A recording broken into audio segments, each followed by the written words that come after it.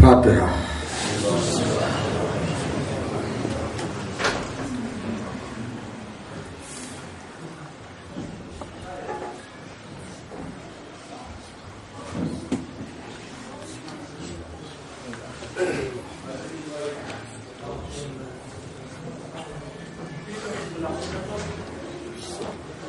حضرات، ایک مرتبہ سورہ حمد اور 3 مرتبہ سورہ توحید کی تلاوت فرما کر ان عزاداروں کی ارواح کے لیے جو گزشتہ برسوں میں ان مجالس کے اندر شرکت کرتے رہے تھے لیکن اب وہ بارگاہ الہی میں پہنچ چکے ہیں اور وہ آپ کے ذاکرین جو اس دنیا میں نہیں ہیں ان کے لیے اور ذاکر عابد علی صاحب کی زوجہ کے لیے تلاوت فرما کر ہدیہ ثواب فرمائیں.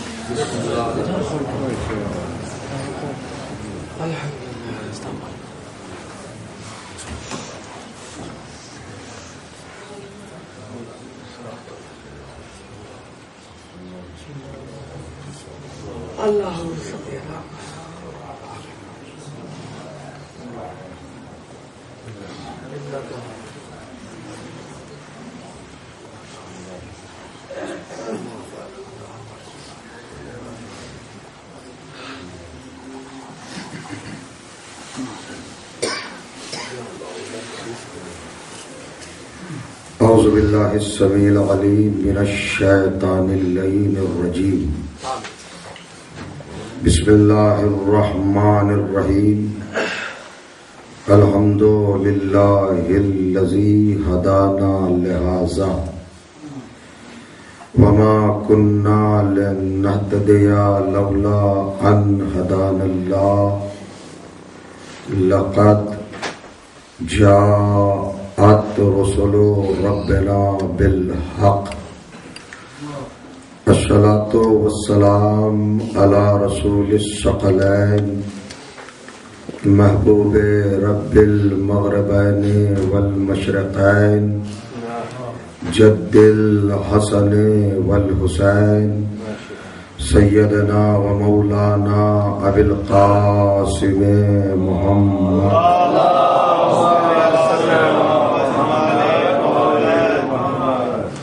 وأہل بیتہ الطیبین الطاہرین المعصومین المظلومین وأصحابہ المنتجبین ولعنۃ اللہ علی اعدائہم اجمعین من یومنا ھذا الی یوم الدین. اما بعد فقد قال سبحانہ وتعالی بسم اللہ الرحمن الرحیم. لقد ارسلنا رسلنا بالبینات وانزلنا معهم الکتاب والمیزان لیقوم الناس بالقسط وانزلنا الحدید فیہ بأس شدید ومنافع للناس وليعلم الله من ينصره ورسله بالغیب ان اللہ قوی عزیز. صلوات.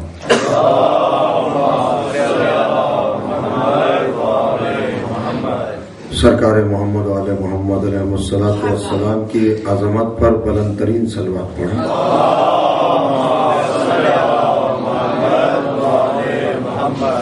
اگر آپ کے نیو پورٹ میں یہی بلند ترین صلوات کہلاتی ہے تو آہستہ پڑھیں.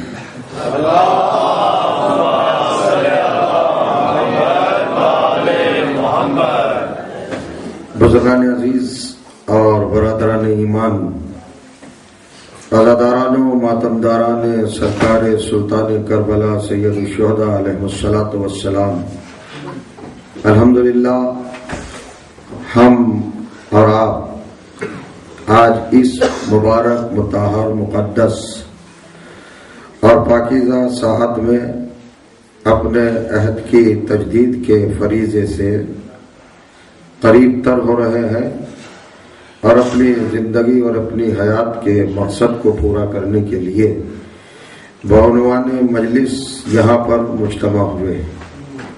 اس سال کی ان مجالس کے لیے آپ کی انتظامیہ نے مجھے شرف اور سعادت بخشی۔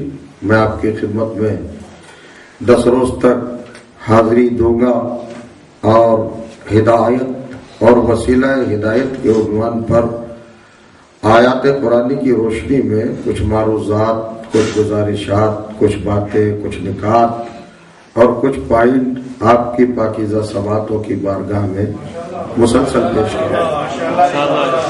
آج کی چونکہ یہ پہلی اور تمہیدی گزارش ہے، اس کو آپ اپنے پاکیزہ ذہنوں میں محفوظ کر لیں تاکہ یہ ایک بنیادی حیثیت ہماری آئندہ آنے والی تقاریر کے لیے آپ کے پیش نظر بھی رہے اور آپ کے ذہنوں کی اسکرین پر بھی نمایاں اور موجود رہے۔ پروردگار عالم قرآن مجید کے 57ویں سورہ یعنی سورہ مبارکہ الحدید کی 25ویں آیت میں ہادی اور وسیلہ ہدایت کے عنوان پر گفتگو فرما رہا ہے۔ ارشاد ہوتا ہے لقد ارسلنا رسلنا بالبینات، ہم نے اپنے سارے رسولوں کو، سارے رہبروں کو، سارے ہادیوں کو، سارے پیشواؤں کو بینات کے ساتھ یعنی واضح ترین معجزوں کے ساتھ اور کھلی ہوئی دلیلوں کے ساتھ انسانیت کی ہدایت کا فریضہ دے کر اس کائنات میں بھیجا۔ اور صرف بینات ہی نہیں، انزلنا معہم الکتاب والمیزان، ہم نے 2 چیزیں اور انہیں دی ہیں، ایک کتاب اور ایک میزان، ترازو انصاف، جس پر نیتیں تلیں گی، عقیدے تلیں گے، اعمال تلیں گے اور زندگی کی کیفیتیں تلیں گی، افکار تلیں گے، نظریات تلیں گے، اسکول آف تھاٹ تلیں گے، فکریں تلیں گے۔ ہم نے وہ چیز بھی انبیاء کو دی، اور یہ تمام چیزیں اس لیے دی ہیں لِيَقُومَ النَّاسُ بِالْقِسْطِ، تاکہ لوگ انصاف پر قائم ہو جائیں، نہ افراط کا شکار ہو اور نہ تفریط کا شکار ہو، صراط مستقیم پر قائم رہیں، نہ ادھر جائے اور نہ ادھر جائے، درمیانی راستے پر، درمیانی راہ پر وہ قائم رہیں۔ اور پھر ارشاد فرمایا وَأَنزَلْنَا الْحَدِيدَ، ہم نے پھر ایک خاص لوہا بھی آسمان سے نازل کیا، فیہ باس شدید، اور اس کی خاصیت یہ ہے کہ وہ کافروں کے لیے بڑا سخت ہے، وَمَنَافِعُ لِلنَّاسِ، مگر صاحبان ایمان کے لیے اس میں بڑے فائدے ہیں۔ اور یہ ہم نے اس لیے نازل کیا لِيَعْلَمَ اللَّهُ مَنْ يَنْصُرُهُ وَرُسُلُهُ بِالْغَيْبِ، یہ لوہا ہم نے اس لیے نازل کیا تاکہ ہم زمانے کو بتا دیں کہ اللہ کی اور اس کے تمام رسولوں کی غیب میں رہ کر کون مدد کرتا رہا۔ ان اللہ قوی عزیز، حالانکہ پروردگار عالم اس کائنات کا رب، اس کائنات کا خالق، وہ وحدہ لا شریک، وہ معبود، وہ مسجود، وہ رازق، وہ خالق، وہ جبار، وہ قہار، وہ رحمان، وہ رحیم، وہ کریم، وہ ستار، وہ عالم، وہ علام، وہ علیم، وہ شہید، وہ شاہد، وہ مشہود، عزت والا بھی ہے اور قوت والا بھی ہے۔ پروردگار عالم نے عالمی انسانیت کی گائیڈنس کے لیے، ہدایت کے لیے، رہبری کے لیے، رہنمائی کے لیے، پیشوائی کے لیے، ہدایت کے لیے 1,24,000 انبیاء بھیجے۔ ان میں مرسلین بھی ہے، صاحبان رسالت بھی ہے، صاحبان عزم بھی ہے، صاحبان شریعت بھی ہے، صاحبان کتاب بھی ہے۔ کس کے لیے بھیجے؟ انسان کے لیے بھیجے۔ توجہ کیجئے گا۔ اور جب ان کو بھیجا تو کائنات کے لوگوں سے ان کو ذرا ممتاز بنا کے بھیجا، ڈیفرنٹ بنا کے بھیجا، مختلف بنا کے بھیجا۔ بینات کا مطلب یہ ہے کہ لوگوں سے ان کو بلند ترین بنا کے بھیجا، عرفہ ترین بنا کے بھیجا، الگ بنا کے بھیجا۔ ان کی کوالٹی الگ ہے، ان کی ذات الگ ہے، ان کی خلقت الگ ہے، اور ان کی ہستی اور شخصیت زمانے کے لوگوں سے الگ ہے۔ ہم نے جن کو رہبر بنایا، ہم نے جن کو ہادی بنایا، پہلی بات دیکھ لیں، سب سے پہلے جس کو ہادی بنایا وہی اللہ، وہی وحدہ لا شریک، وہی رب العزت، کہ جس نے اپنی کتابوں میں محکم، مضبوط، اسٹرانگ اور بڑا پیارا قانون لکھا کہ سجدہ صرف اللہ کو ہے، اللہ کے علاوہ سجدہ کسی کو نہیں ہے۔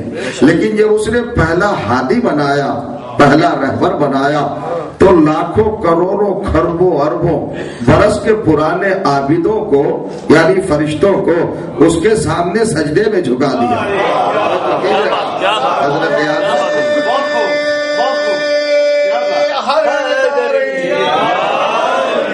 آج کا امت مسلمہ کا، علماء کا، شریعتوں کا اور جتنی بھی فقہ ہے اور جتنے بھی فتاوی ہے ہمارے سامنے، وہ سب میں کہا جاتا ہے بس سجدہ اللہ کو ہے، اللہ کے غیر کو سجدہ شرک ہے، حرام ہے، کفر ہے، گناہ کبیرہ ہے۔ اور جو چاہ رہا ہوں غضب الہی کا سبب ہے، پروردگار عالم کی بارگاہ سے دوری کا ریزن ہے۔ اگر غیر اللہ کو سجدہ کیا تو میں پوچھنا چاہتا ہوں عالم اسلام سے، یہ آدم اللہ ہے یا غیر اللہ ہے؟ غور کریے گا، کرنی صاحب مخلوق ہے، پہلا رہبر ہے، پہلا ہادی ہے، ابو البشر ہے، تو یہ فرشتوں سے سجدہ کیوں کرایا؟ ایسے فرشتے جو بے عیب تھے، بے داغ تھے، معصوم تھے، جن کے یہاں گناہ نہیں تھا، اس لیے کہ ان کے یہاں نفس نہیں ہے، نفس نہیں ہے تو ایگو نہیں ہے، ایگو نہیں ہے تو خواہش نہیں ہے، خواہش نہیں ہے تو آرزو نہیں ہے، آرزو نہیں ہے تو تمنا نہیں ہے، تمنا نہیں ہے تو کیفیت نہیں ہے، کیفیت نہیں ہے تو اقدام نہیں ہے، اقدام نہیں ہے تو تحریک نہیں ہے، تحریک نہیں ہے تو لغزش نہیں ہے، لغزش نہیں ہے تو خطا نہیں ہے، خطا نہیں ہے تو گناہ نہیں ہے۔ توجہ چاہنا تو معصوم ہے نا؟ اور کریے گا، ایسی بہترین مخلوق، ایسی سہنی مخلوق، ایسی پیاری مخلوق، بے عیب، بے داغ، بے نقص، بے زوال، کمال ہی کمال، عصمت ہی عصمت، طہارت ہی طہارت، اطاعت ہی اطاعت، فرما برداری ہی فرما برداری، ایسی مخلوق ہے نا، مگر ان کو بھی جھکا دیا ہادی کے سامنے، آدم کے سامنے کہ سجدہ کرو آدم کو۔ تو میں سمجھتا ہوں کائنات کا پروردگار یہ عمل کرنے کے بعد زمانے کو بتانا چاہتا ہے کہ ہم جس کو رہبر بناتے ہیں، جس کو ہادی بناتے ہیں، جس کو خلیفہ بناتے ہیں، اس کا اسٹیٹس بھی ظاہر کر دیتے ہیں، اس کی عظمت بھی ظاہر کر دیتے ہیں، اور فرشتوں کو اس کے سامنے جھکا کر سجدہ کرا کے یہ بتانا چاہتے ہیں کہ دیکھو خلیفہ وہ ہوتا ہے جس کو معصوم فرشتے سجدہ کرے، لیکن جو بتوں کو سجدہ کرے وہ رہبر نہیں ہوتا۔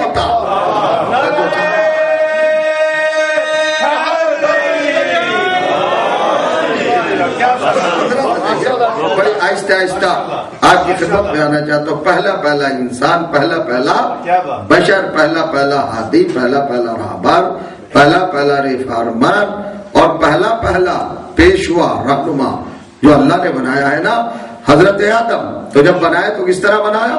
فرشتوں سے کہا، دیکھیے پڑھیے قرآن کی آیت تو حیرت ہوتی ہے، تعجب ہوتا ہے کس طرح اللہ نے پیش بندیاں کیے، پروسیجرز بنائے ہیں، مقدمات بنائے ہیں، اور لوگوں کو کیسے ایکٹیو کیا ہے، کیسے انہیں جگایا ہے، جھنجھوڑا ہے، بیدار کیا ہے تاکہ وہ حقائق تک پہنچے اور گہرائی تک پہنچے۔ سورہ الحجر 15واں سورہ قرآن مجید کا، اور اس کی 2 مسلسل آیات 28ویں اور 29ویں ارشاد ہوا۔ توجہ چاہو، اذ قال ربک للملائکۃ انی خالق بشرا من صلصال من حمأ مسنون واذا سویتہ ونفخت فیہ من روحی فقعوا لہ ساجدین۔ وہ وقت یاد کرو جب آپ کے رب نے سارے فرشتوں سے کہا اور سارے اپنے ملائکہ سے کہا۔ ذرا سا توجہ کر لیں، اب دیکھیے قرآن مجید میں 30 پارے ہیں، 114 سورے ہیں، 558 رکوع ہیں، 6666 آیات ہیں، 720 منزلیں ہیں، 2,53,000 کچھ الفاظ ہیں، یہ مجموعہ ہے قرآن مجید۔ ہر ایک لفظ میں کوئی نہ کوئی پیغام ہے، کوئی نہ کوئی میسج ہے، کوئی نہ کوئی حقیقت، فضیلت، منقبت، کوئی صفت اور کوئی بلندی، کوئی نہ کوئی درجہ معصوم کے حوالے سے ہے، اور ہماری ہدایت کے حوالے سے بھی قرآن بھرا پڑا ہے۔ غور کریے گا، اللہ نے کیا کہا؟ اذ قال ربک کا. دیکھیے آج بڑی محنت ہوتی ہے, آج بڑی جدوجہد ہوتی ہے, آج بڑا اسٹیجنگ ہوتا ہے, آج بڑے بڑے فنکشن سجائے جاتے ہیں, تقریبات سجائی جاتی ہے, اجلاس کا بڑا اہتمام کیا جاتا ہے, لوگوں کو بلایا جاتا ہے, اسٹیج سجائے جاتے ہیں, خطیب آتے ہیں, مقرر آتے ہیں, اوریٹر آتے ہیں, اسپیکرز آتے ہیں بہت سارے, آنے کے بعد بیان کرتے ہیں. حضور اکرم کی سیرت پہ بات ہوتی ہے, سرکار کی عزت, سرکار کی شخصیت, سرکار کی ذات, یعنی اپنے آخری نبی پہ جب بولتا ہے مسلمان تو عظمتوں کے انبار لگا دیتا ہے. توجہ کرے, یہ آیت, یہ سورہ, یہ آیت, یہ سورہ, یہ روایت, یہ کیفیت, یہ دلیل, یہ برہان, یہ ثبوت, یہ سند, یہ پروف سب کہتا چلا جاتا ہے نا. لیکن میں آپ کے سامنے حیرتناک انداز سے دو باتیں رکھنا چاہتا ہوں. سرکار رسالت میں آپ کی فضیلت بتانے کے لیے پورا قرآن پڑھنے کی ضرورت نہیں ہے, غور کریے گا, سارے سورے پڑھنے کی ضرورت نہیں ہے, ساری آیتیں پڑھنے کی ضرورت نہیں ہے. میں کہتا ہوں عالم اسلام سے کہ اگر قرآن کا 2 حرفی ایک لفظ پڑھ لیں تو سرکار رسالت میں آپ کی عظمت سمجھ میں آ جائے گی. آپ کہیں گے کیا مطلب؟ ابھی جو آیت پڑھی اذ قال ربک کا, یہ لفظ از ہے, الف زال زیر از, یہ انگلش والا از نہیں, عربی والا از ہے. یہ اس کا مطلب کیا ہے؟ ڈکشنری دیکھے, لغت دیکھے, قواعد, گرامر, آداب, اصول, ضابطے, تہذیبیں, کیفیتیں, زبان, گہرائی, گہرائی, حقیقت, صداقت. توجہ چاہ رہا ہوں, جب آپ زبان کو دیکھیے گا تو آپ کو پتا چلے گا کہ لفظ اس 2 حرفوں سے مل کے بنا مگر بہت دور تک جاتا ہے. جانتے ہیں یہ کہاں استعمال ہوتا ہے, کہاں پر یوز ہوتا ہے؟ گزرے ہوئے زمانے کو یاد دلانے کے لیے. ایک چیز ہو چکی, ایک چیز گزر چکی, ایک چیز بیت چکی. توجہ چاہ رہا ہوں, ہمارا موقف, ہمارا نظریہ, ہمارا خیال, ہمارا عقیدہ, ہمارا ایمان, ہمارا اسلام, غور کریے گا, اور ہماری ملت کا طرز فکر زمانے کے مسلمانوں سے الگ ہے. غور کریے گا, پیغمبر کیا ہے, حضور کیا ہے, کب سے ہے, ذات گرامی کیا ہے, سمجھنے کے لیے 2 حرفی لفظ. تو جو چاہ رہا ہوں, اس پروردگار خطاب کر رہا ہے اپنے حبیب سے. حبیب جانے کائنات, سرور کونین, سید الانبیاء, امام المرسلین, رحمت للعالمین. وہ وقت یاد کریں, وہ زمانہ, وہ پیریڈ, وہ ساعت, وہ لمحہ, وہ لہجہ, وہ ٹائم. تو چاہ رہا ہوں کون سا ٹائم؟ جب آپ کے رب نے کہا, جب آپ کے رب نے کہا, کس سے کہا؟ للملائکہ, سارے فرشتوں سے کہا. دیکھیے ایک چیز ہے قول, غور کریے گا, کیا کہا؟ انی خالق بشرا, میں ایک بشر بناؤں گا. کب بناؤں گا؟ ان فیوچر, مستقبل میں. ابھی بنایا نہیں ہے, ابھی پروگرام بتا رہا ہے, ابھی تحریک بتا رہا ہے, ابھی منصوبہ بتا رہا, ابھی بنایا نہیں, بناؤں گا. توجہ چاہ رہا ہوں. تو 2 باتیں الگ ہے نا, تخلیق آدم الگ ہے, اعلان تخلیق آدم الگ ہے. غور کیجیے گا, ایک تو عالم کو کریٹ کیا, آدم کو اللہ نے پیدا کیا, اور ایک اناؤنسمنٹ الگ ہے اور کریشن الگ ہے. تو ڈسٹینس کتنا ہے, فاصلہ کتنا ہے؟ اب تفسیر پڑھیے, 14,000 سال کا فاصلہ ہے. پیدا کرے گا 14,000 سال کے بعد, اعلان کیا 14,000 سال پہلے. اور جو اعلان کیا, اس اعلان کی یاد دہانی کا مطالبہ اپنے حبیب سے کیا کہ آپ وہ وقت یاد کریں جب آدم کے پیدا کرنے سے 14,000 سال پہلے ہم نے اعلان کیا, آپ اس وقت کو یاد کریں. تو یہ اس وقت کو یاد کرنے کا مطالبہ اسی سے تو ہوگا جو موجود ہو. محمد علی محمد بات چھوٹی سی ہے نا, کس سے کہا جائے گا؟ آپ وہ وقت یاد کریں, وہ زمانہ یاد کریں, وہ ٹائم, وہ پیریڈ, وہ ساتھ, وہ لمحہ, وہ لہجہ, جب آپ کے رب نے فرشتوں سے کہا. تو یہ کہا 14,000 سال پہلے. تو پیغمبر اگر موجود نہیں تھے, حضور اگر تشریف فرما نہیں تھے, میرا نبی اگر اس وقت نہیں تھا, تو اس آیت کا مطلب بتا دو کہ آپ اس وقت کو یاد کیجیے. اور ایک بات اور کہنا چاہتا ہوں, اگر تھوڑا ذہن کو بلند کرے, حکم موجود پہ لگایا جاتا ہے, معدوم پہ نہیں لگایا جاتا. تو میرا نبی تھا.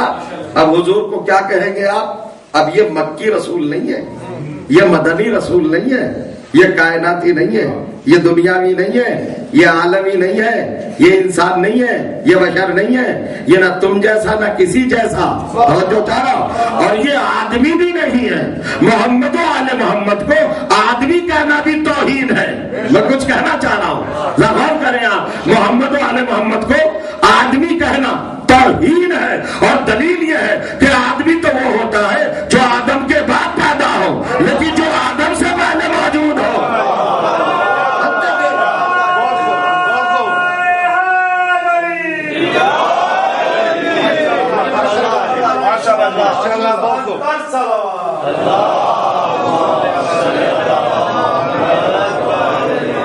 آپ کو اجازت ہوگی درمیان مجلس اگر کوئی بات سمجھ میں نہ آئے تو پوچھ لیجئے گا اور اشارہ کر دیجئے گا. اب یہ منزل دیکھیں آپ، ہم نے بنایا، کس کو بنایا؟ بشر بنائیں گے. بشر کہے سے بنائیں گے؟ من سلسال من حمائن مسنون، خمیر دی ہوئی کھنکتی ہوئی مٹی سے. توجہ چاہ رہا ہوں. اب کیا سلسال کا مطلب کیا ہے؟ سلسال من حمائن مسنون، 3 لفظ استعمال کیے.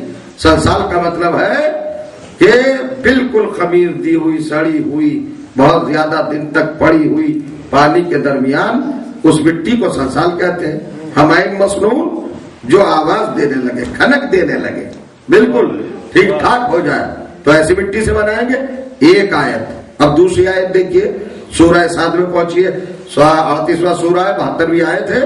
ارشاد ہوا بسم اللہ الرحمن الرحیم، اذ قال ربک للملائکۃ انی خالق بشرا من طین. دیکھو میں مستقبل میں ایک بشر بناؤں گا، اور وہ بشر کیسے بناؤں گا؟ من طین، مٹی سے بناؤں گا. یہ نون تین حرف ہے. تین کا مطلب تھری نہیں ہے، اور جو چاہا تین، یہ عربی کی لفظ ہے. من تین، ہم مٹی سے بنائیں گے. اب میری سمجھ میں نہیں آتا، نماز پڑھتے ہیں سب، روزہ رکھتے ہیں سب، حج کرتے ہیں سب، مگر کوئی آپ مجھے تفصیلات کی طرف توجہ دلا سکتے ہیں قرآن میں کہ صبح کی 2 رکعت نمازیں کیسے پڑھوں؟ غور کریے گا. 2 رکعت ہے، 3 رکعت ہے، مغرب کی 4 رکعت ہے، یعنی عدد کی حد بندی ہے نمازوں کی. اتنی رکعت. اچھا چلیے یہ بھی نہیں، کس طرح پڑھے؟ یہ ہے قرآن میں کہ پہلے حمد پڑھو، پھر رکوع میں جاؤ، پھر سجدہ کرو، پھر تشہد پڑھو، پھر سلام پڑھو. یہ سب ہے؟ نہیں، قرآن میں تو کچھ بھی نہیں. پھر کیا ہے قرآن میں؟ کہا قرآن میں بس اشارہ ہے. کیا اشارہ ہے بھائی؟ کہا اقیموا الصلاۃ، نماز قائم کرو. تو پورے قرآن میں نماز پڑھنے کے لیے کہیں کہا ہی نہیں گیا. توجہ کریں آپ، غور کریے آپ پریشان نہ ہوئیے، آج تبعید ہے، مگر میرے ساتھ ساتھ آئیے، بڑی باتیں کھلیں گی انشاءاللہ. کیا کہا اللہ نے؟ اقیموا الصلاۃ، اقیم الصلاۃ، یقیمون الصلاۃ. ڈفرینٹ پاسٹ، پریزنٹ، فیوچر، تینوں سینٹینس استعمال کیے قرآن نے. اقیموا الصلاۃ، یقیمون الصلاۃ، اقاموا الصلاۃ. نماز قائم کی، نماز قائم کرتے ہیں، نماز قائم کریں گے، نماز قائم کرو. تو یہ قائم ہے. پورا قرآن پڑھ جائیے عزیزوں، کہیں پر آپ کو یہ نہیں ملے گا کہ نماز پڑھو. ایک آیت نہیں ہے قرآن میں، حالانکہ جماعتیں کی جماعتیں نکل رہی ہیں کہ نماز پڑھو، نماز پڑھو، نماز پڑھو. نماز پڑھنے کو کہا ہی نہیں. میں کچھ کہنا چاہتا ہوں، قرآن کا نظریہ اور ہے. وہ نماز پڑھوانا ہی نہیں چاہتا، وہ نماز قائم کرانا چاہتا ہے. اس لیے وہ نماز قائم کرانا چاہتا ہے، پڑھوانا نہیں چاہتا. کہ نماز تو پڑھ لیتا شیطان بھی ہے، مگر قائم نہیں کر پاتا. تو قیام نماز کیا ہے اور نماز پڑھنا کیا ہے؟ نماز پڑھ لی، شیطان نے نہیں پڑھی، بڑی نمازیں پڑھی ہیں، مگر اللہ کہہ رہا ہے پڑھو نہیں، قائم کرو. دو بات تمہیں سمجھیں گے؟ اللہ نے مطالبہ کیا ہی نہیں، اللہ نے حکم دیا ہی نہیں، آرڈر امر کچھ بھی نہیں کہا قرآن میں کہ بھائی نماز پڑھو. نہیں، نماز پڑھنے کو کہا ہی نہیں. اقیموا الصلاۃ، نماز قائم کرو. تو قائم اور اقامہ کا مطلب کیا ہے؟ جب لغت دیکھیے گا تو آپ فخر سے سر اٹھائیے گا، اور کائنات میں عقل سے بلند اعتقاد کے حوالے سے اور عمل کے سلسلے سے کسی اور کو نہ پائیے گا. یہ شرف آپ کو ہے، یہ منزلت آپ کو ہے، یہ رتبہ آپ کو ہے، یہ درجہ آپ کو ہے. اہل بیت کی سیرت نے کتنی بلندیاں دی ہیں. توجہ چاہ رہا ہوں، اہل بیت کی محبت نے کہاں پہنچا دیا ہے. توجہ کریں آپ، اللہ نے پورے قرآن میں کہا اقیموا الصلاۃ، نماز قائم کرو. अकीमू क्या है? इकामा से बना।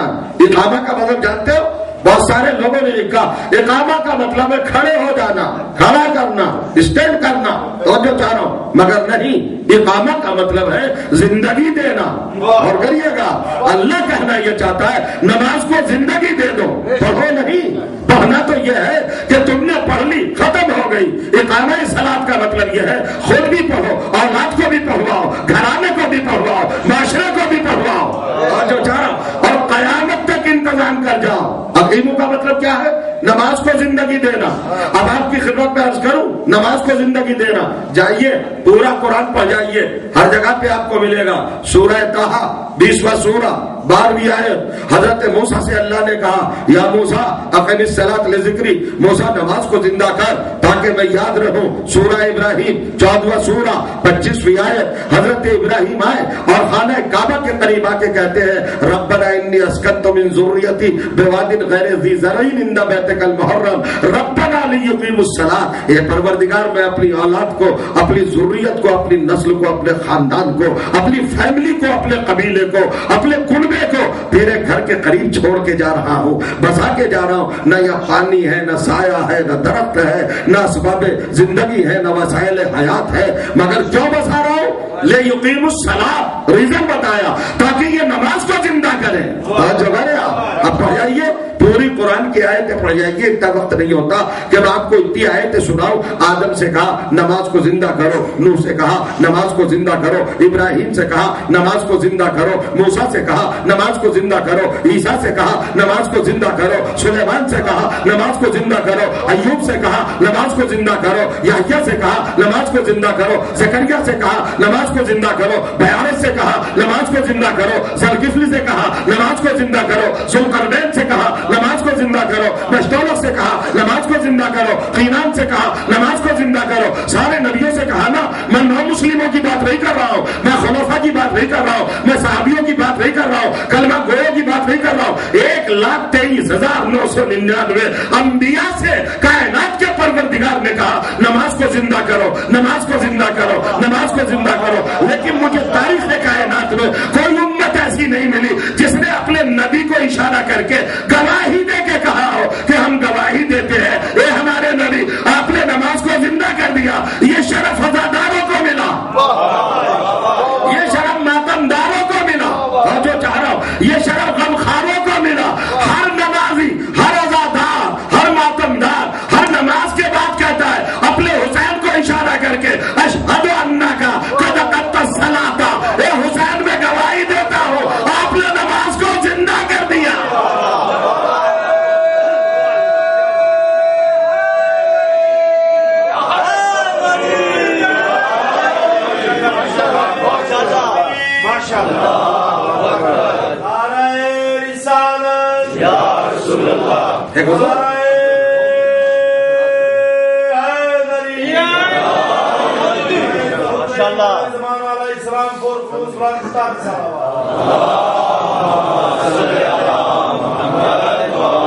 कमाल मामूली बात है। अशहदु अन्नका क़द अक़मतस सलात, ज़ियारत में पढ़ते हैं, सलाम में पढ़ते हैं ना। नमाज के बाद जब सलाम करते हैं अपने आका को, अपने मौला को, अपने सैयद और सरदार को, अपने रहबर को, है तो क्या कहते हैं? हम गवाही देते हैं सरकार सैयद शुहदा, आपने नमाज को जिंदा कर दिया। देखा, अब तो मान लो इमामत क्या है। गौर करिएगा, उम्मत को देखिए, जिससे पूछिए हमें नमाज ने जिंदा रखा, हमें नमाज ने जिंदा रखा, तो फर्क हो गया ना। जो उम्मतों को जिंदा रखे उसे नमाज कहते हैं, और जो नमाज को जिंदगी दे उसे इमाम कहते हैं। ये है इमाम, ठीक है साहब। तो अभी तक यही समझ में नहीं आया कि मुसलात क्या है। नमाज को कायम करो, नमाज को जिंदगी दो, नमाज को हमेशा के लिए मुसलसल कर दो, ठीक है साहब। अच्छा, अब चलिए एक मंजिल और है, अल्लाह ने कहा हम बनाएंगे बशर। ये मैं कहना चाह रहा था कि नमाज की तफसील कुरान में नहीं है ना, लेकिन जब बशर की बात आई, रहबर की बात आई, हादी की बात आई, रहनुमा की बात आई, तो अल्लाह ने एक ही मिजाज के दो लफ्ज रखे। पहला लफ्ज गौर करिएगा, हम बशर बनाएंगे मिन तीन, मिट्टी से। तीन तो ये नून तीन हुआ ना, اچھا اب آئیے سورہ آل عمران قرآن مجید کا تیسرا سورہ ہے اور 59ویں آیت ہے. ارشاد ہوا بسم اللہ الرحمن الرحیم انا مسئلہ عند اللہ توجہ چاہ رہا ہوں انا مسئلہ عیسیٰ عند اللہ کمثل آدم خلقہ من تراب. پروردگار عالم کے نزدیک عیسیٰ کی مثال ویسی ہے جیسے آدم کی, ان کو بھی مٹی سے بنایا تو ان کو بھی مٹی سے بنایا. تو ایک جگہ پہ تین کہا, ایک جگہ پہ تراب کہا. توجہ چاہ رہا ہوں تراب میں 4 حرف ہے تے رے الف بے اور 3 میں 3 حرف ہے تو یہ اور نون. ہم نے جب لوگوں سے پوچھا 3 کا مطلب کیا کہا مٹی, اور جب پوچھا تراب کا مطلب کیا کہا مٹی. تو جب دونوں لفظوں کے معنی مٹی کے ہیں تو قرآن میں بھیڑ کرنے کی ضرورت کیا تھی؟ اس قرآن میں نماز کو نہیں بتایا گیا. نہیں جاگ رہے آپ, نہیں غور کر رہے آپ. کوئی جگہ تو گھیری نا, تھوڑا اسپیس تو گھیرا نا, تھوڑا مقام. ایک ہی لفظ رکھ دیتا پروردگار. جب 3 کے معنی بھی مٹی اور تراب کے معنی بھی مٹی تو مٹی ہے نا دونوں لفظوں کے معنی, تو یہ کیوں رکھے دونوں لفظ؟ یہی تو بات ہے, قرآن سمجھنے کی ضرورت ہے. 3 کے معنی مٹی کے نہیں ہے یا تراب کے معنی مٹی کے نہیں ہے, بلکہ ایک فکر ہے اور ایک شعور ہے. 3 اس مٹی کو کہتے ہیں توجہ چاہ رہا ہوں جو پیور نہ ہو, جو خالص نہ ہو, جس میں ملاوٹ ہو. اور کریے گا دیکھیے کہاں کہاں فضیلتیں قائم کی ہے پروردگار نے, اور کہاں کہاں حقیقتوں کا اشارہ کیا ہے. ملاحظہ کریے گا 3 کا مطلب کیا ہے؟ جو مٹی خالص نہ ہو, بالکل پیور نہ ہو, جس میں ملاوٹ ہو, پانی, آگ, ہوا, توجہ چاہ رہا ہوں ان پیور, جو پیور نہ ہو, خالص نہ ہو, اسے کہتے ہیں 3. اور تراب کا مطلب کیا ہے کہ جو خالص ہو, جس میں ملاوٹ نہ ہو. ابھی بھی نہیں جاگے آپ, ابھی بھی نہیں غور کیا. قرآن کا نظریہ دیکھو مستقبل کے لیے کیا اس نے حقیقت قائم کی ہے. 3 کا مطلب ہے جو مٹی خالص نہ ہو, جس میں ملاوٹ ہو, اور تراب کا مطلب کیا ہے جس میں ملاوٹ نہ ہو. تو جب قرآن نے انسانیت کے سمبل, آدمیت کی علامت, فخر بشریت علی کو لقب دیا تو ابو 3 نہیں کہا, ابو تراب کہا. ابو 3 نہیں کہا, ابو تراب کہا, تاکہ ہمیں آپ کو سب کو پتا چل جائے کہ علی کا رشتہ ملاوٹ والوں سے نہیں ہے, خلوص والوں سے ہے. صلوات پڑھتے محمد والے.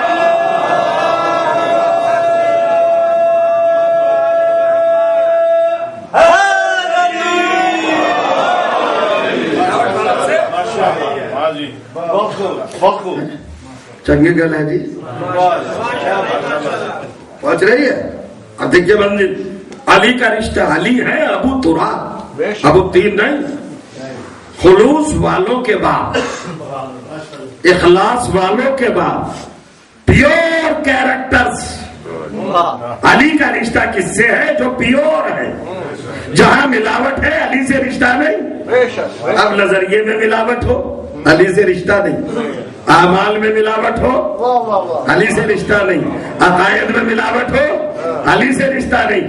نسل میں ملاوٹ ہو, شجرے میں ملاوٹ ہو, حسب و نسب میں ملاوٹ ہو, علی سے رشتہ نہیں ہے. جسے علی سے رشتہ جوڑنے کا توجہ چاہ رہا ہوں تمنا ہے, وہ ثابت کرے خالص بھی ہے یا نہیں.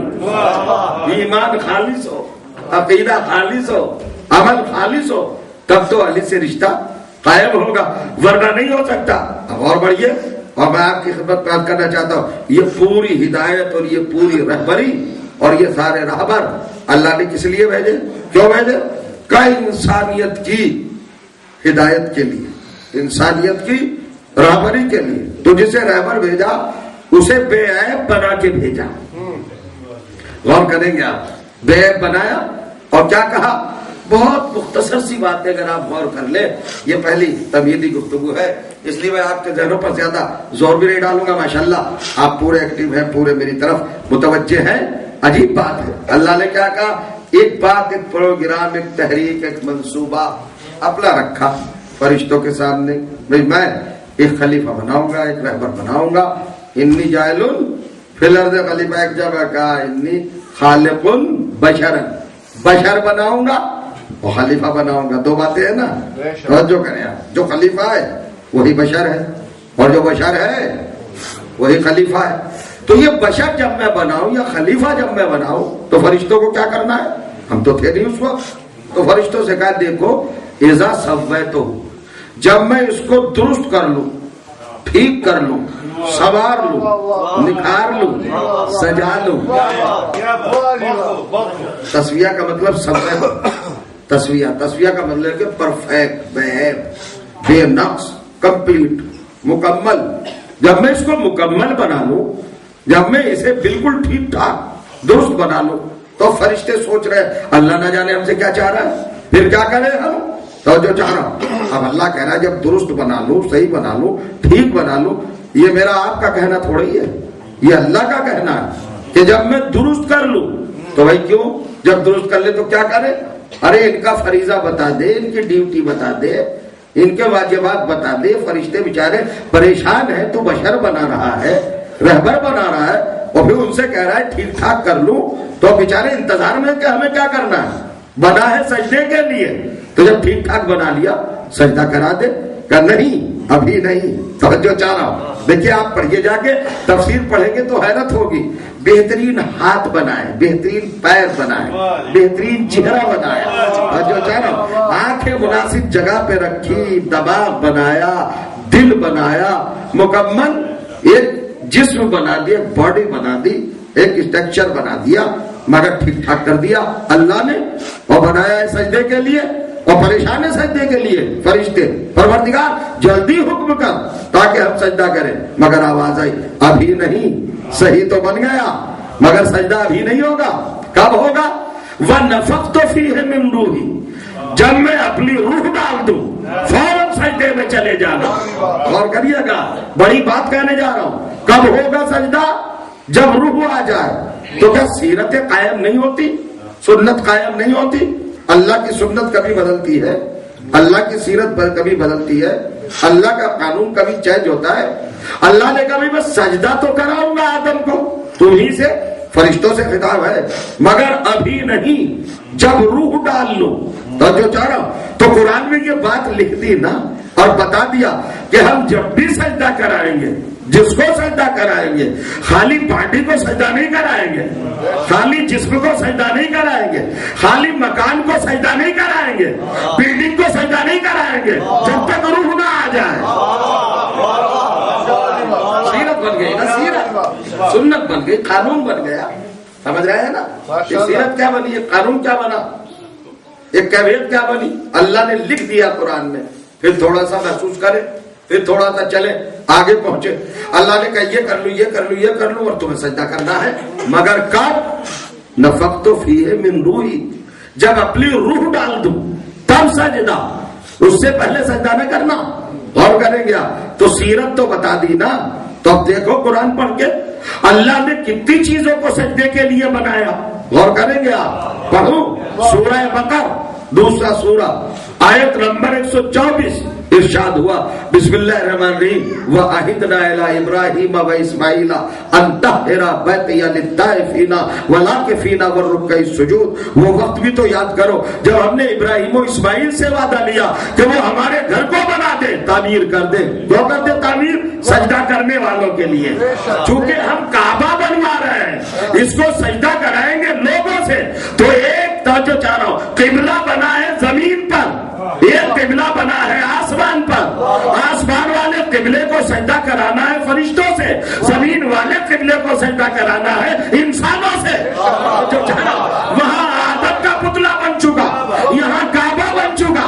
اللہ نے کہا ابراہیم و اسماعیل کیوں بنا رہے؟ ریزن کیا ہے، سبب کیا ہے، غرض کیا ہے، وجہ کیا ہے؟ میں پوچھنا چاہ رہا ہوں. کیا کہا اللہ نے؟ للطائفین والعاکفین والرکع السجود. یہ کعبہ بنوا رہا ہوں ابراہیم و اسماعیل، معصوموں سے، مطہر بندوں سے، اولی العزم نبیوں سے، صاحبان ملت سے، صاحبان شریعت سے، صاحبان کلمہ سے، صاحبان علم لدنی سے. توجہ چاہ رہا ہوں اپنے معصوم بندوں سے. غور کریے گا، ایک شجرۃ الانبیاء ہے، ایک زبی ہے. یہ دونوں سے کہہ رہا ہے کہ گھر بناؤ، کعبہ بناؤ. کیوں بناؤ؟ للطائفین والعاکفین والرکع السجود. طواف کریں گے لوگ، اعتکاف کریں گے، سجدہ کریں گے، رکوع کریں گے. مگر پڑھو جا کے تفسیر. حضرت ابراہیم و اسماعیل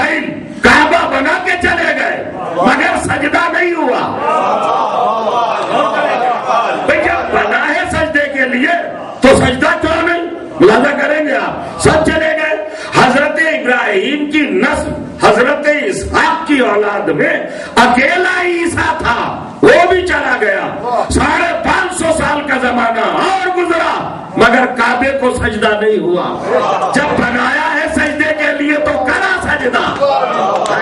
ہم تو پہلے ہی قرآن میں لکھ چکے، ہم نے آدم کا پتلا بنایا فرشتوں کے سجدے کے لیے، ہم نے کعبہ بنایا لوگوں کے سجدے کے لیے، مگر تم خواہ کا آرگومنٹ کر رہے ہو سجدہ کیوں نہیں ہوتا؟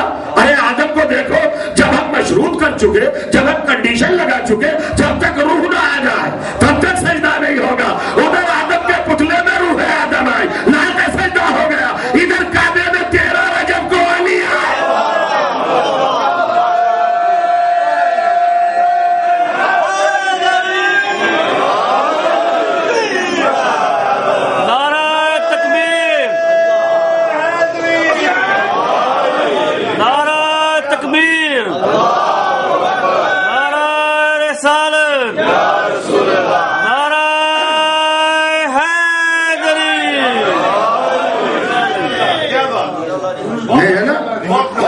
بغیر روح کے سجدہ نہیں ہوگا، جب روح آ جائے تب سجدہ۔ آپ نے بہت سارے القابات، بہت سارے ٹائٹلز، بہت سارے رتبے، مرتبے، عہدے، منصب، منزلیں، فضائل، مناقب اپنے مولا کے حوالے سے سنے ہوں گے نا۔ مولود کعبہ، فاتح خیبر، فاتح خندق، راکب دوش رسول، زوج بطول، ساقی کوثر، قصیب النار والجنہ، صاحب انما، صاحب قل کفا، یہ سارے کس کے لقب ہیں؟ مولا کے لقب ہے نا۔ آج میں نیا تعارف آپ کو کرا رہا ہوں، سنتے رہتے ہیں نا۔ اب نیا تعارف دیکھیے، خلیفۃ المسلمین علی، امیر المومنین علی، یعصوب الدین علی، یہ سب ہے نا۔ باب مزید العلم علی، داماد رسول علی، یہ سارے مولا کے القاب ہے نا۔ غور کریے گا، باب دار الحکمت علی، باب دار الجنت علی، یہ سارے القاب ہے نا علی کے۔ اور یہ کسی اور نے نہیں دیے، یہ اس پیغمبر نے دیے جو کائنات کا مالک ہے۔ القاب دیتے رہے۔ آج ایک اور ذرا سا تعارف ہو جائے یہ چھوٹی سی مجلس پہ، اس پہلی گفتگو میں، کہ علی کو صرف خلیفۃ المسلمین ہی نہ سمجھو، یہ کوئی کمال نہیں ہے، اور بھی ہے۔ اگر خلیفۃ المسلمین ہونا کوئی بڑی بات ہے تو بہت سارے، اچھا امیر المومنین وہ بھی بہت سارے، اور کریے گا بہت سارے ہیں نا، صحابی بہت سارے۔ تو علی کو کوئی الگ سے چیز ہو ایکسٹرا جو ممتاز کر دے، جس کی برابر کوئی نہ ہو سکے، تو اللہ نے کہا ایک فضیلت رکھوں گا، توجہ کرے آپ، علی کو میں روح کعبہ بنا دوں گا۔ روح جانتے ہو کیا ہے؟ روح کا مطلب معلوم ہے؟ جہاں روح وہاں زندگی، اور جہاں روح نہ ہو وہاں زندگی نہیں۔ اس کا مطلب ہے کہ اللہ کے گھر کی روح ہے علی، اللہ کا گھر کعبہ مردہ ہے اگر علی نہ ہو۔ دیکھیے گا زندگی نہیں ہے۔ آپ یہ سن رہے میری زبان سے، وہ زمین مردہ، وہ گھر مردہ، جہاں علی نہ ہو وہ ذہن مردہ، جہاں علی نہ ہو وہ نظر مردہ، جہاں علی نہ ہو وہ دل مردہ، جہاں علی نہ ہو وہ گھر مردہ، جہاں علی نہ ہو وہ قوم مردہ، جہاں علی نہ ہو وہ اذان مردہ، جہاں علی نہ ہو۔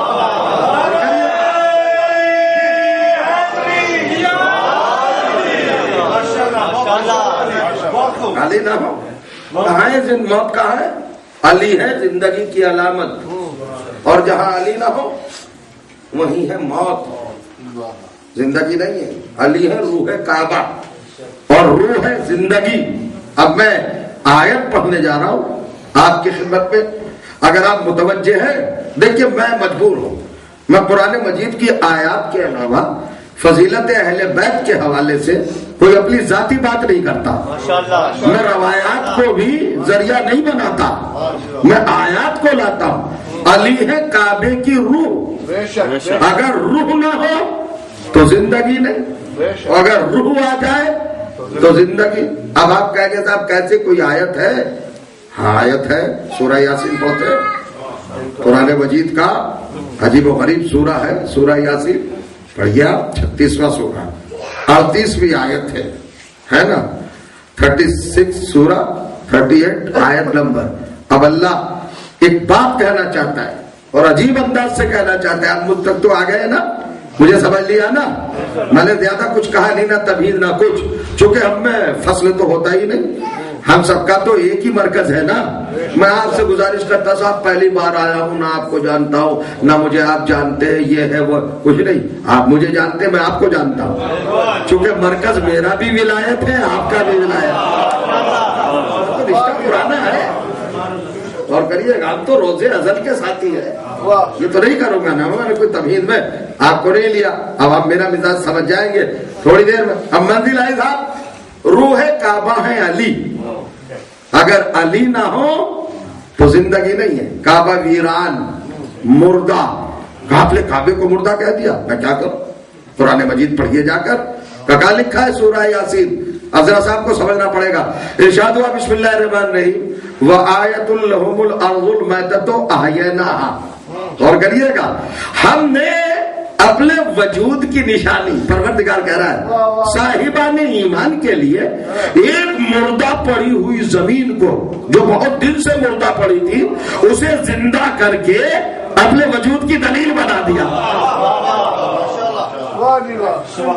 مجھے اب یہ روایت نہیں پڑھوں گا میں, نہ جانے روایت تو کدھر کدھر سے آ جاتی ہے. آیت جس کو کوئی رد ہی نہ کر سکے. وآیۃ لہم الارض المیتۃ. آیت کا مطلب ہے معجزہ, آیت کا مطلب ہے نشانی, آیت کا مطلب ہے دلیل, آیت کا مطلب ہے ثبوت, آیت کا مطلب ہے پروف, آیت کا مطلب ہے نشانی, آیت کا مطلب ہے علامت, آیت کا مطلب ہے پہچان. توجہ چاہ رہا ہوں, ہم نے اپنی پہچان, اپنی علامت اور اپنی معرفت کا ذریعہ ایک زمین کو بنا دیا. توجہ چاہ رہا ہوں, الارض الف لام تخصیص کا لگایا. توجہ چاہ رہا ہوں, سب سے مخصوص زمین, سب سے حسین زمین جو کائنات میں بتاؤ سب سے مخصوص زمین کون سی ہے, سب سے حسین زمین کون سی ہے؟ ارے بھائی کیا اس سے اچھی کوئی زمین ہو سکتی ہے جس پر اللہ کا گھر بناؤ؟ توجہ چاہ رہا ہوں, تو اللہ کہتا ہے سب سے اچھی زمین کو جب وہ مر چکی تھی, مردہ پڑی تھی, میتہ مردہ پڑی ہوئی تھی ایک زمانے سے, وہ آئے ہیں نا, اس کو ہم نے زندہ کر دیا, زندہ کر دیا نا, تو وہ زندہ ہو کر ہمارے وجود کی دلیل بن گئی. اور جو چاہنا کہاں سے پہچانا جاتا ہے اللہ, غور کریں گے آپ, ہے نا. اللہ کہہ رہا ہے نا ایک زمین تھی, ایک زمین مخصوص زمین, خاص زمین, بہت اچھی زمین, مگر مردہ پڑی ہوئی تھی, ہم نے اس کو زندہ کر دیا, اور جب وہ زندہ ہو گئی تو ہمارے وجود کی دلیل بن گئی. مگر یہ تو بتا پروردگار زندہ کیسے کیا؟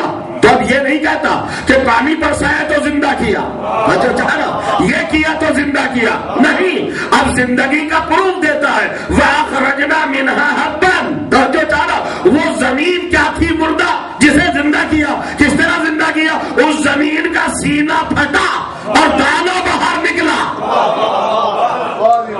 یا اللہ یا اللہ, کیا کروں میں, نہیں سمجھے شاید, یا میں نہیں پہنچ پایا آپ تک. پھر پہلے قریب آ جائیے آپ, میں آپ کے قریب جاؤں. کتنا بڑا آرگومنٹ دیا ہے قرآن نے. ایک زمین تھی مردہ پڑی ہوئی, ہم نے اس کو زندہ کیا. تو کیسے کیا زندہ؟ اخرجنا منہا حبا, ایسے کیا زندہ کہ زمین کی چھاتی پھٹ گئی, سینہ پھٹ گیا, اور دانا توجہ چاہ رہا ہوں درخت بن کے نکل آیا. تو اب زندگی کی علامت تو بتا دی کہ جہاں شک ہو جائے,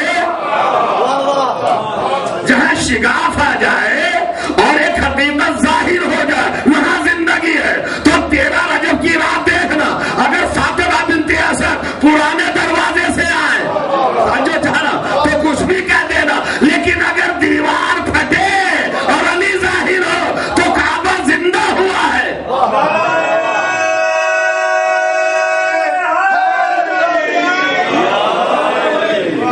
بہتر سلمان پڑھیے گا محمد والے محمد.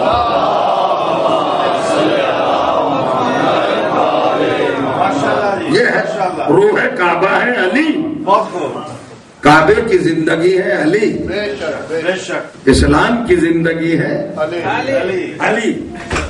تو علی کو، علی کی ذات کو، علی کی ولایت کو، علی کی معرفت کو، علی کی محبت کو غلط استعمال نہ کیا جائے۔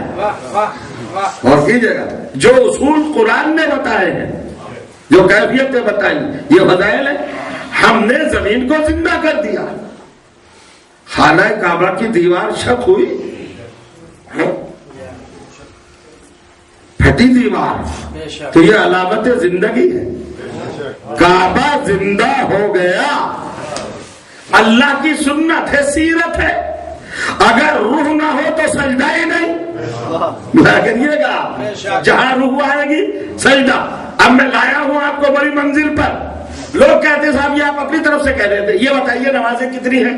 کہ بہت ساری نمازیں ہیں، صبح کی نماز، دوپہر کی نماز، ظہر کہی جاتی ہے، مغرب کی نماز، 5 نمازیں، یہ تو واجب ہے، ڈیلی نمازیں 5 واجب ہے نا۔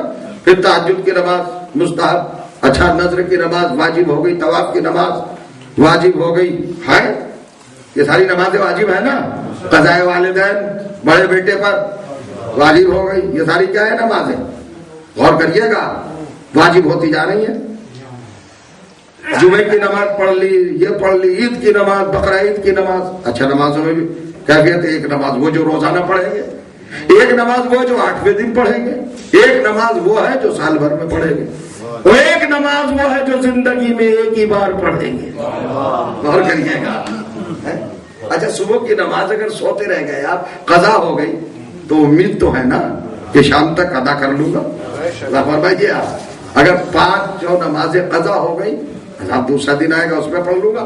اگر جمعہ قضا ہو گیا، نہیں پڑھ سکے، دوسرا جمعہ آئے گا۔ بقرہ عید کو نہیں پڑھی گا، دوسرے سال آئے گی، ہے کہ نہیں؟ مگر آپ کا بہت پیارا عزیز جا رہا ہے دنیا سے، اس کو تو آخری تحفہ دینا ہے نماز میت کی شکل میں۔ میں کیا کہہ رہا ہوں، نماز میت کی شکل میں اسے تحفہ دینا ہے نا، وہ دوبارہ تو آئے گا نہیں کچھ لینے، تو یہ سب سے لاسٹ نماز ہے، سب سے آخری نماز ہے۔ مگر عجب نماز ہے صاحب کہ سجدہ ہی نہیں ہے۔ جو ڈیلی نمازیں ہیں، جو وقتی نمازیں ہیں، وہ سب میں سجدہ ہے، ہر نماز میں سجدہ۔ کوئی نماز ہے جس میں سجدہ نہیں؟ اور جو کریں بعض نمازوں میں تو کئی رکوع ہیں، لیکن ہر نماز میں سجدے تو ہر رکعت میں 2 ہے نا۔ مگر وہ جو آخری نماز، اپنے عزیز رشتہ دار جو دوبارہ آئے گا ہی نہیں، اسے جب آپ نماز دے رہے ہیں، توجہ چاہنا، تو بغیر سجدے کی نماز، سجدہ ہے ہی نہیں۔ پوچھو عالم اسلام سے یہ کس طرح کی نماز ہے جس میں سجدہ نہیں ہے؟ اگر کوئی بتا دے تو بات ہے، نہیں بتا سکتا۔ وہی بتا سکتا ہے کہ جس کے ہاتھ میں ان رہبروں کا دامن ہو کہ کائنات جن کے سامنے بنی۔ جب معصوم سے پوچھا گیا کہ حضور نماز میت میں سجدہ کیوں نہیں، کہ پہلے دن بھول گئے، اللہ نے کہا تھا جب آدم کے پتلے میں سجدہ روح ڈال دو تب سجدہ کرنا، تو سجدہ روح کو ہوتا ہے، اور یا تو روح نکل چکی ہے۔ مردوں کو تھوڑا ہی سجدہ ہوتا ہے، روح کو سجدہ ہوتا ہے جب روح آ جائے، جب صاحب امر ہو جائے ذات، تب ہے سجدہ۔ تو یہ ہے منزل، یہ ہے کیفیت۔ کہا ہے کہ سجدہ اگر نہ کیا تو نماز ہے، معراج نماز ہے سجدہ، معراج زندگی ہے نماز، اور سجدے پر سب کچھ سجدہ کر رہے ہیں۔ اگر سجدہ کر لیا ہے تو ہے نماز، اور اگر سجدہ نہیں تو نماز۔ اگر 2 سجدے ہوں جب رکن ہیں، غور کریے گا، سجدے میں کچھ چیزیں الگ سے بھی ہیں۔ کتنی چیزیں ٹیکیں گے صاحب؟ ہوگا 7 اعضائے سبع، ان کو کہتے ہیں اعضائے سبع، 7 پارٹس، اور جو چاہو باڈی، اتنی 7 چیزیں ٹیکنا ہے۔ ماتھا، ہتھیلیاں، گھٹنے اور پیر کے دونوں انگوٹھے، 7، اور 2 سجدے۔ میں بڑا پریشان تھا کہ رکوع 1، قیام 1، قعود 1، مگر سجدے 2۔ یہ سجدے 2 کیوں ہیں؟ اور ہر سجدے میں 7 اعضاء ٹکیں گے، تو 7 کو ڈبل کرو تو 14 ہوں گے۔ اس کا مطلب یہ کہ جب سجدہ ہوا تھا تو 14 کی بنیاد پر ہوا تھا۔ صلوات پڑھے محمد و آل محمد پر۔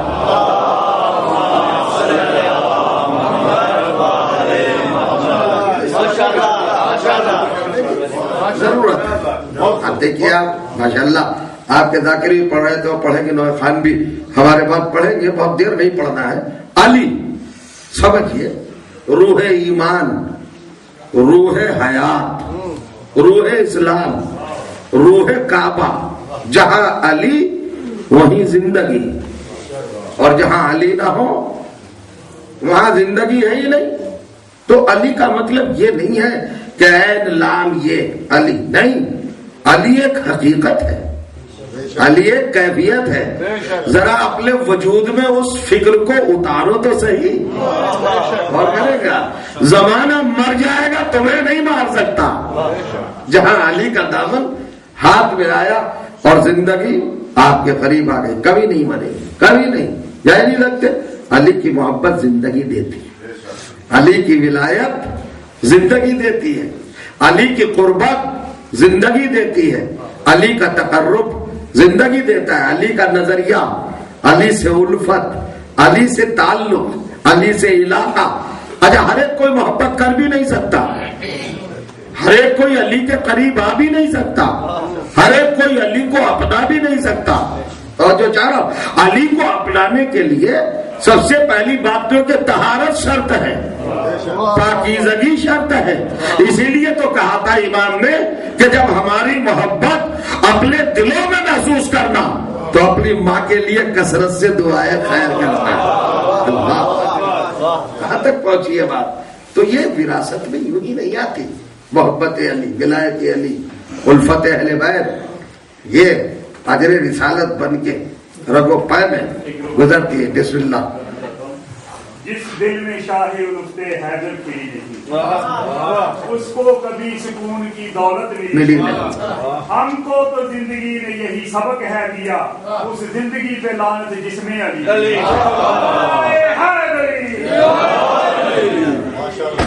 یہ بنتی ہے. اور جس چیز کے لیے آپ آج آغاز کی سعادت حاصل کر رہے ہیں, مجلسوں کا آغاز ہو چکا ہے, آپ کے اس اشرے کا آغاز ہو چکا ہے. کہیں کی یادگار ہے, کیا بتانا چاہتے ہیں آپ دنیا کو؟ اچھا دنیا کو بھی چھوڑیے, اپنی نسلوں کو, اپنی قوم کو, اپنی برادری کو, اپنے رشتہ داروں کو, اپنی ماں کو, بہنوں کو, بیٹیوں کو اور بیٹوں کو کیا بتانا چاہ رہے ہیں آپ؟ غور کریے گا. لوگ یہ سمجھتے ہیں کہ بہت بڑا واقعہ ہو گیا, بہت بڑی بات ہو گئی, لیکن بنیاد بتائیے. غور کریں آپ, صرف ولایت علی ہی امتیاز ہے کفر اور ایمان کے درمیان. لہذا کریں آپ نے کبھی سوچا, کبھی غور کیا کہ سب کچھ جا چکا, اکیلے کھڑے ہیں, نہ بیٹا, نہ بھائی, نہ بھانجے, نہ بھتیجے, کچھ بھی نہیں ہے. اب زندگی کی کوئی خواہش بھی نہیں ہے, مگر سامنے والوں سے پوچھ رہے مجھے کیوں قتل کر رہے ہو, مجھے کیوں قتل کر رہے ہو؟ اور پھر کہتے ہیں کیا میں نے شریعت بدلی ہے, حرام محمد کو حلال کیا, حلال محمد کو حرام کیا, علامہ تقتلونی, کس بنیاد پر مجھے قتل کر رہے ہو؟ غور کریے گا تو سامنے سے آواز آئی نہیں, آپ نے نہ حرام محمد کو حلال کیا اور نہ حلال محمد کو حرام کیا, پھر کیوں قتل کر رہے ہو؟ بغضاً لأبی کا, ہمیں آپ کے باپ سے بغض ہے. کون تھا باپ حسین کا؟ علی سے بغض تھا نا, ولایت سے بغض تھا نا, امامت سے بغض تھا نا, ذات امیر المومنین سے بغض تھا. جیسے کا بغض ہے تو آپ نے نتیجہ دیکھا, آج کے مذہب نہیں ہے یہ, تو بغض علی کی بنیاد پر کربلا بنی. تو جو کریں آپ, علی سے دشمنی, علی سے بغاوت, علی سے عداوت, اس نے اتنی بڑی کربلا بنوا دی. اور ایسے ظلم, ایسے مظالم اور ایسے ستم اور ایسے مصائب آل محمد پہ آ گئے. آپ نے دیکھا آج کی رات کس قیامت کی رات ہے, کس طرح کی رات ہے, چاند ہو گیا. آپ جب دیکھتے ہیں تو آنکھوں میں آنسو آ جاتے ہیں. لیکن اس بہن سے پوچھئے جس نے بھائی کو ذبح ہوتے ہوئے دیکھا ہوگا, بہن کو کتنی محبت تھی بھائی سے, کتنا گہرا تعلق تھا. جناب زینب حسین کی بہن ہے, آپ کا لقب ہے شریکت الحسین, کربلا بنانے میں شریک, کربلا بچانے میں شریک, ہدایت کے قافلے کے معین کرنے میں شریک, بڑا کرم ہے زینب کا، ہمارے اوپر بڑا احسان ہے شہزادی کا، عقیلۃ القریش، مولا کائنات کی یہ بیٹی جس کا نام ہی زینب، اپنے باپ کی زینت، معمولی چیز ہے۔ جب کارواں چلا ہے مدینے سے اور ابن عباس نے کہا ہے سید الشہداء فرزند رسول آپ جا رہے ہیں کربلا کی طرف، جائیے، زمانہ آپ کا دشمن ہے، مگر سیدانیوں کو تو نہ لے جائیے صاحب، نبی ذاتیوں کو تو لے جائیے۔ تو پردے کے پیچھے سے آواز آئی ابن عباس اتفترق بین اخی و اختی، کیا بہن بھائی کے درمیان تم فاصلہ چاہتے ہو، بھائی جائے اور بہن نہ جائے، یہ ہے منزل۔ اور جناب زینب نے بتایا جب جانے لگا ہے قافلہ کیا اہتمام ہے اور کیا کیفیت ہے اور کس طریقے سے